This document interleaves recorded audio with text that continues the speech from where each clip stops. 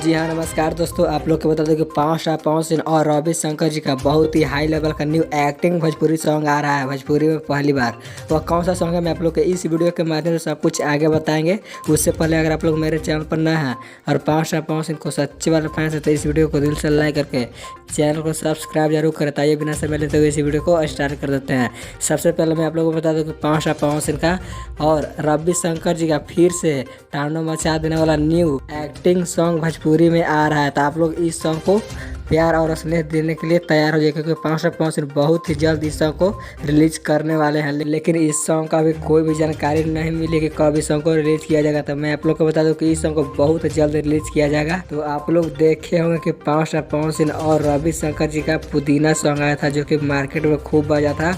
उसी के कुछ स्टेप लेकर इस सॉन्ग को भी बनाया गया है। काफी बवाल का सॉन्ग होने वाला है भोजपुरी इंडस्ट्री में। ये भी सॉन्ग खूब बजेगा मार्केट में और तहलका मचाएगा। तो आप लोग को क्या लगता है कि पवन सिंह का ऐसा सॉन्ग आना चाहिए या नहीं आना चाहिए, इस कमेंट के माध्यम से जरूर बताएं। तो मिलते हैं नेक्स्ट वीडियो में।